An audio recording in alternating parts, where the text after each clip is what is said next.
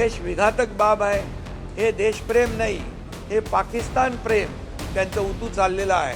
पाकिस्तानी बोली बोलणाऱ्यांना हिंदुस्थानची जनता माफ करणार नाही, बिलकुल त्यांना सोडणार नाही, त्यांची जागा त्यांना दाखवणार। आणि प्रधानमंत्री महोदय नरेंद्र मोदीजी यांचे अभिनंदन करतो। त्यांनी म्हटलं की या ठिकाणी खून और पानी एक साथ नहीं बहेगा, याला म्हणतात देशभक्ती।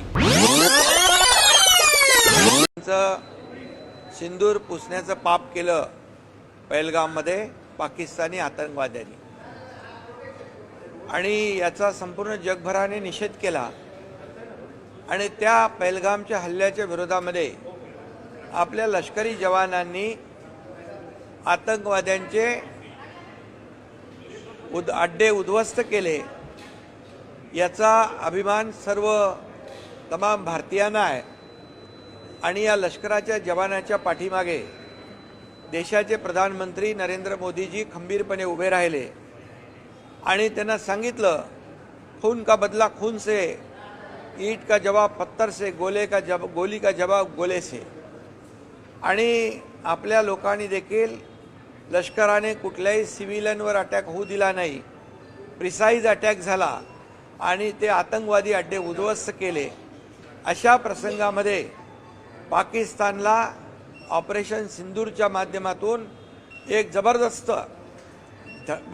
जबरदस्त त्याला उत्तर या ठिकाणी लष्करी जवानांनी दिलेलं आहे।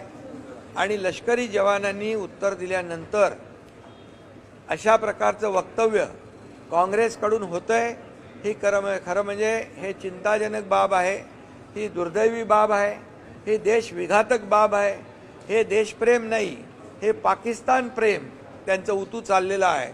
आणि म्हणून पाकिस्तानमध्ये देखील या सर्व नेत्यांनी काँग्रेसच्या बोललेल्या हेडलाईन झाल्या, देखो हिंदुस्तान में ये अटैक के बारे में क्या बोल रहे हैं।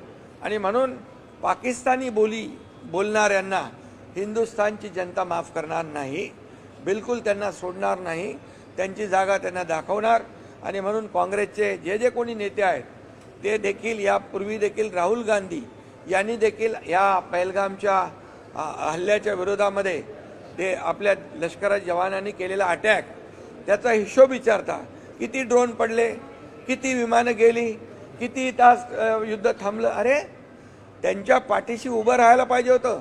काँग्रेसच्या जमान्यामध्ये कधी असं झालं नाही। पी चिदंबरम यांनी सांगितलं की त्यावेळेस त्यांच्यावर दबाव होता।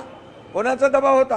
हे देशभक्ती नाही, देशद्रोह आहे की आपल्या इथे मुंबईमध्ये साखळी बॉम्ब होत आहेत, 26/11चा हल्ला होतोय, त्यावेळेस अशा प्रकारचं सडेतोड उत्तर त्या तत्कालीन काँग्रेसच्या सरकारने दिल्लीच्या घ्यायला पाहिजे होतं, पण दुर्दैवाने त्यांनी त्यावेळेस ते धोरण घेतलं नाही।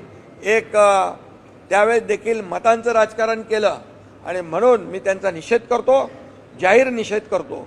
आणि लष्कराला खऱ्या अर्थाने सल्यूट केला पाहिजे की पहलगामच्या लाडक्या बहिणींचा जो कुंकू पुसण्याचं पाप केलं त्यांना जशाच तसं उत्तर त्यांनी दिलं लष्कराने।